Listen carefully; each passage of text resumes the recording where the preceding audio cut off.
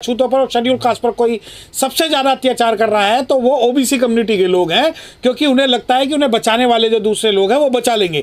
अब मैं आपको ये बात बता दूं कि जिस प्रकार ओबीसी कम्युनिटी शेड्यूल कास्ट पर अत्याचार कर रही है और जो ये बहुजन लोग जो 85 की बात करते हैं वो कहीं ना कहीं और जो थ्योरी है वो बिल्कुल बेकार नजर आती है। और आपको ये मैं बात बता दूं कि अगर आप ये कहते हो कि यादव कम्युनिटी के लोग रोक रहे हैं तो आप जितने भी बारात रोकने के, जितने भी अत्याचारों की, प्रत्यक्ष रूप से अत्याचारों की अगर आप बात करोगे, डाटा निकाल के देखोगे तो 80% उसमें कहीं ना कहीं ओबीसी कम्युनिटी के लोग मिलेंगे, परंतु 20% लोग ऐसे हैं जो कि आज भी सामंजस्य और 85 की बात करते हैं, परंतु 80% लोग इस बात से सहमत नहीं है। और चाहे यादव हो चाहे दूसरी बिरादरियां हो, वो बिल्कुल निश्चिंत है, वो निश्चिंत है कि हम लोग जो है हमें प्रोटेक्ट करने वाले बहुत सारे लोग हैं और अगर हम बारात रोकेंगे और अत्याचार करेंगे तो हमें जो है कुछ भी होने वाला इस बात में नहीं है।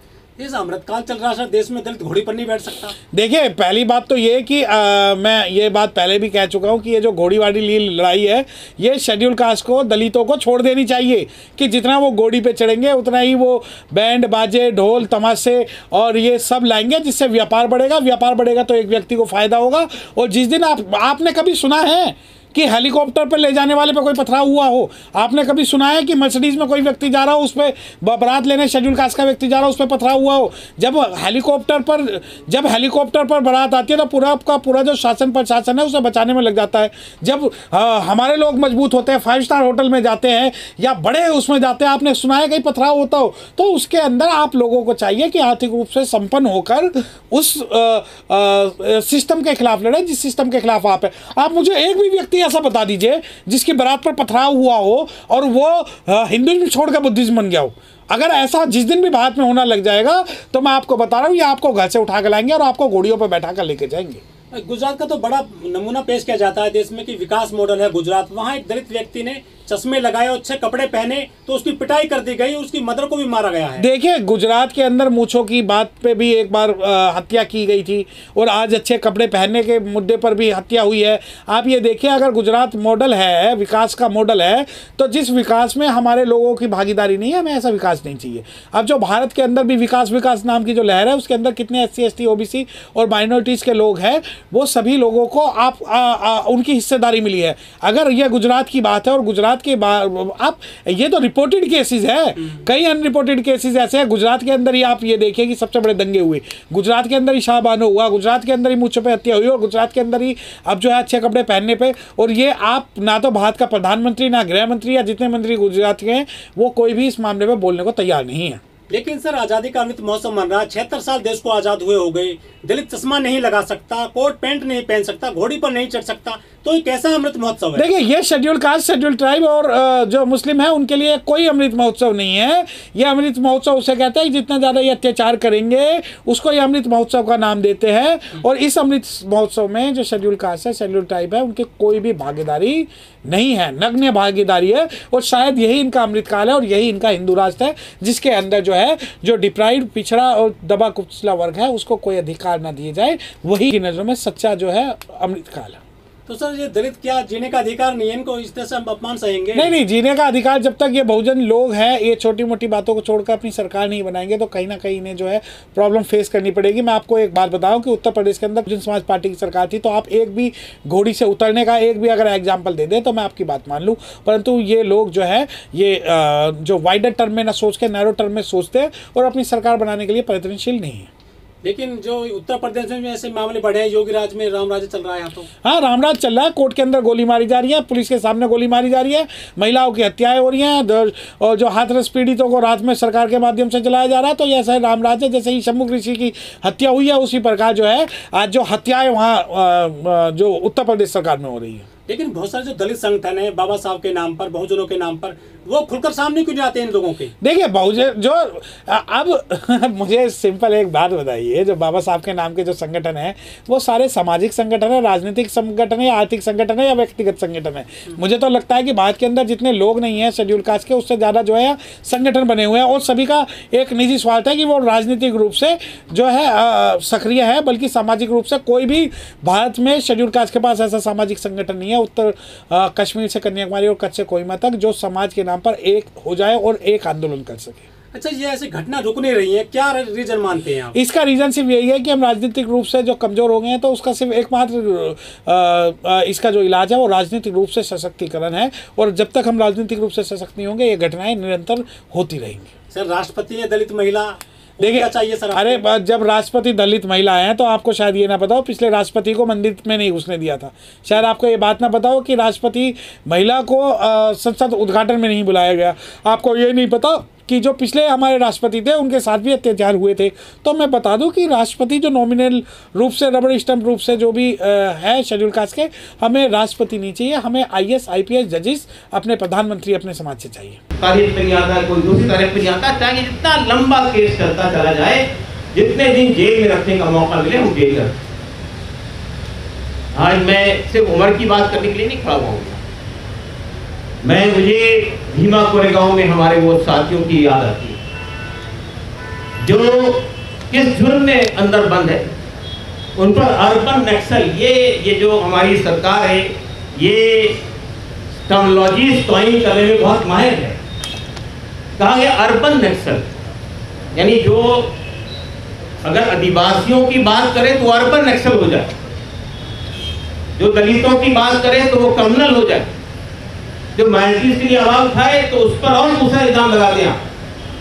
ये जो सिलसिला चल पड़ा है देश के अंदर, इसके खिलाफ हमको खड़ा होना पड़ेगा। मैं ये कहना चाहता हूँ, उमर खालिद और हमारे ये नौजवान हमारे देश का असेट है, इसलिए नहीं वो मेरा बेटा है, मैं जानता हूँ ये देश के 1000 दिन उमर खालिद ने वेस्ट नहीं किए, 100 छोटी बड़ी किताबें उसने पढ़ ली है कोर्ट के अंदर। देश को जानने का उसको मौका मिल रहा है। जाहिर है एक्टिविज्म में जब लोग होते हैं तो उन्हें पढ़ने का मौका नहीं मिलता, उन्हें देश को और देश के लोगों की समस्याओं को समझने का मौका नहीं मिलता है। लेकिन ये जो वक्त मिला है, इस वक्त को उसने गवाया नहीं है।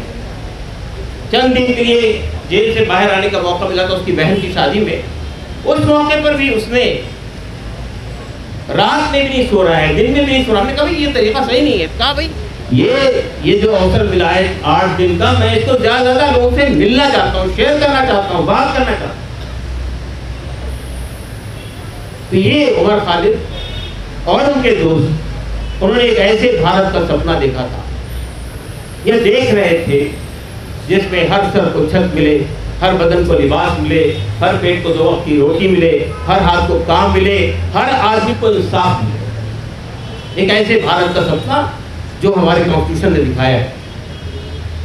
वो नौजवान आज देश के सलाहों को पीछे धकेल दिए जाए और हमारे जो पॉलिटिशियन आवाज उठाए पार्लियामेंट में, पार्लियामेंट से बाहर, उनकी मेंबरशिप को रद्द कर दिया जाए और उनको भी बाहर की हवा दिखा दी। या जो और खामोश न बैठे उनके खिलाफ ईडी का इस्तेमाल करिए, CBI का इस्तेमाल कीजिए, आपके हाथ में जो चाहे आप करें। दोस्तों और साथियों, अगर हम इस देश को जो आज़ादी हमने हासिल की थी आज से 75 साल पहले, उस मौके पर भी हमारे लोगों ने बहुत बड़ी बड़ी कुर्बानियां दी। मैं ये नहीं कहता हूँ कि उमर खालिद और उनके दोस्त बहुत बड़ी कुर्बानी दे रहे हैं, नहीं। डेमोक्रेसी को बचाना है, रूल ऑफ लॉ को बचाना है, देश को बचाना है, तो ये बहुत छोटी कुर्बानी है। हमारे देशवासियों ने आज़ादी की लड़ाई में कारा पानी की सजा भुगती है, कई सालों तक जानें कुर्बान किए। 1-2 लोग नहीं, 1000 लोग नहीं, लाखों लोग कुर्बान हो गए इस आज़ादी के लिए। अगर आज काले अंग्रेज हमारी आज़ादी को छीनने की कोशिश कर रहे हैं तो हमें भी वही कुर्बानी देनी पड़ेगी इसको बचाने की। आज सत्ता में कौन लोग बैठे हुए हैं, आप सोचिए तो सही। 2002 में इनका क्या रोल था? जिन लोगों ने माओ की पेट को चीर के बच्चे निकाल के तलवारों पे उठाए थे, वो आज जेल से बाहर कर दिए गए। जिन लोगों ने बिल्किस बानो का रेप किया था और बच्चे को मार दिया था, वो आज जेल से बाहर कर दिए गए। वो आवाज नहीं उठ रही, कोई मैदान में नहीं आ रहा है, कोई सोच नहीं रहा है। मसला ये है, मसला यहाँ नहीं थमेगा अगर हम खामोश रहेंगे। डॉक्टर जान दयाल साहब यहाँ मौजूद है, अक्सर एक कहानी सुनाते थे जर्मनी के बारे में कि वो आए, वो तलाश में थे यहूदियों के। मैं यहूदी नहीं था, मैं खामोश रहा। वो आए मजदूरों की तलाश में, मैं मजदूर नहीं था, मैं खामोश रहा। वो आए डेमोक्रेट्स की तलाश में। मैं क्योंकि डेमोक्रेट नहीं था, मैं साधारण मानूस था, मैं खामोश था। जब सब खत्म हो गए वो आए, फिर मेरे लिए कोई आवाज़ सवाल होगी। क्या हम इसी वक्त का इंतजार कर रहे हैं कि जब आवाज़ें बंद हो जाएं, जब जो आवाज़ उठाने वाले लोग हों वो जेल की सलाखों को पीछे धकेल दिए जाएं, जब घिनौने इल्जामात के तहत लोगों को बरसों तक जेल में धकेल दिया जाए। हमारे यहाँ ये कहा जाता है कि bail is a rule, jail is an exception. ऐसा लगता है कि अब ये रिवर्स हो गया, jail is a rule, bail is an exception. हमारे ये कहा जाता है dissent is essence of democracy, लेकिन आज लग रहा है कि डिसेंट क्राइम हो गया। अगर हम खड़े नहीं होंगे, अगर हम नहीं उठेंगे, तो हमें देश का भविष्य बहुत उज्जवल नजर नहीं आ रहा। मैं ये चाहता हूँ कि ये सिविल सोसाइटी, ये हमारे नौजवान नस्ल, ये हमारे लोग अब जरा ऊंचा उठ के सोचें। ये जो हमारे लोग आज बंद हैं, उनके सामने भी कैरियर था, उन्हें भी हार्डवर्ड से और जगह से बुलाया जा रहा था हायर एजुकेशन में, लेकिन उनका नहीं, ये देश है, इस देश के लिए काम करना। कैरियर बहुत इम्पोर्टेंट चीज़ होती है लोगों के लिए, लेकिन उससे बड़ी चीज़ होती है वो लोगों के लिए काम करने की चीज़। लोग जो परेशान है, जो मार्जिनलाइज है, उनकी आवाज़ बनने की जरूरत है। तो मैं इन्हीं शब्दों के साथ अपनी बात खत्म करते हुए आपको आह्वान करता हूँ, आपको आवाज़ देता हूँ कि उठिए, उससे पहले कि हम आवाज़ उठाने के काबिल न रह जाएं। शुक्रिया।